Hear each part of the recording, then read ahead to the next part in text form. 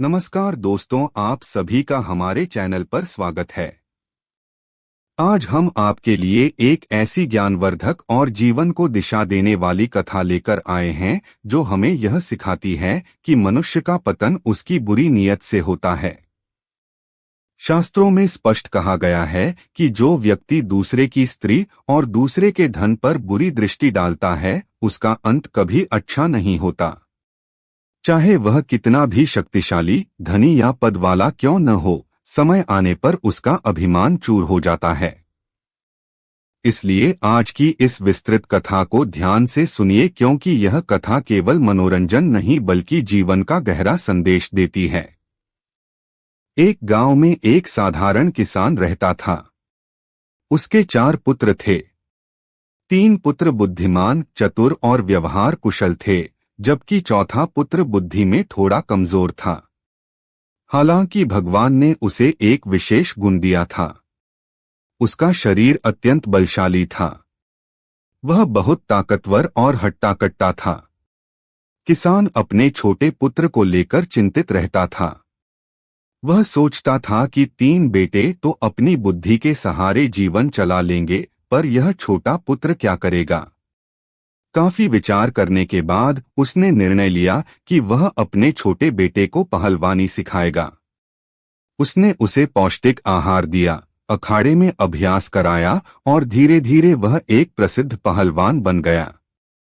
समय बीतता गया।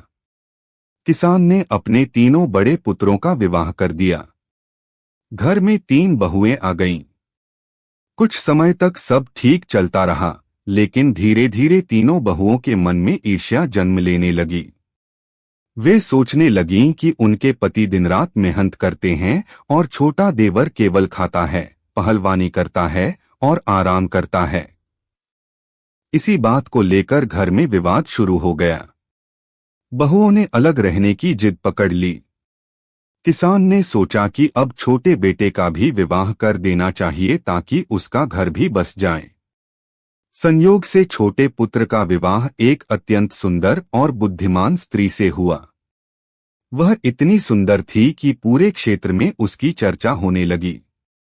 कुछ समय बाद चारों भाइयों को अलग अलग कर दिया गया। तीनों बड़े भाई अपने परिश्रम से कमाने लगे, पर छोटा बेटा केवल पहलवानी करता था। उसके पास कोई स्थायी काम नहीं था। धीरे धीरे उसके घर में आर्थिक तंगी आ गई। जब घर चलाना कठिन हो गया तो उसकी पत्नी ने समझदारी से कहा कि केवल ताकत से घर नहीं चलता, कुछ काम करना पड़ेगा। पहलवान बोला कि उसे तो केवल कुश्ती लड़ना आता है। तब उसकी पत्नी ने उसे राजा के पास जाकर नौकरी मांगने को कहा और समझाया कि वह स्वयं आगे की योजना संभाल लेगी। पहलवान राजा के दरबार में पहुंचा। राजा ने पूछा कि वह क्या काम कर सकता है।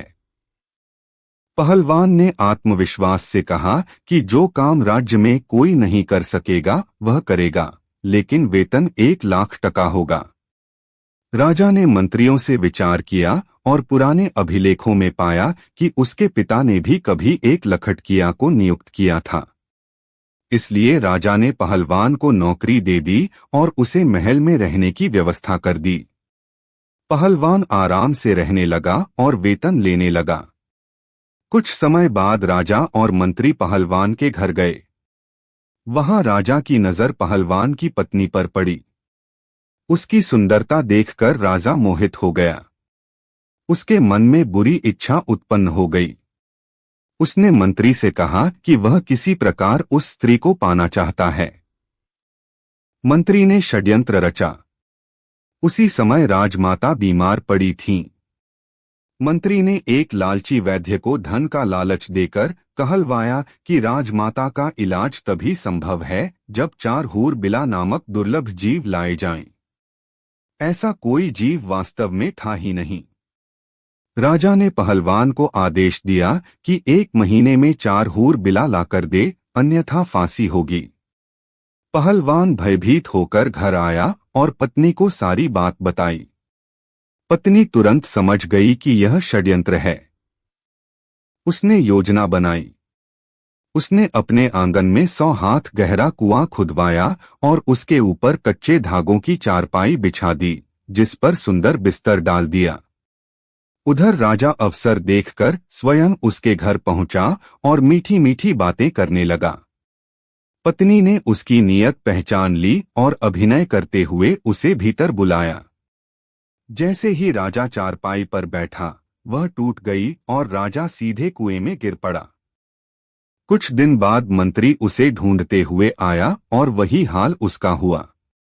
फिर सेनापति आया और गिर पड़ा। अंत में कोतवाल भी उसी जाल में फंस गया। चारों कुएं में पड़े रहे। पत्नी उन्हें थोड़ा बहुत भोजन देती रही ताकि वे जीवित रहें। 15 दिन बाद उसने उन्हें बाहर निकाला, पहले तारकोल में डुबोया और फिर पंखों से भरे कमरे में लिटा दिया। उनके शरीर पर पंख चिपक गए और वे विचित्र प्राणी जैसे दिखने लगे। फिर उसने अपने पति को बुलाया और कहा कि 4 हूर बिला तैयार हैं। पहलवान ने उन चारों को रस्सी से बांधा और राजमहल ले गया।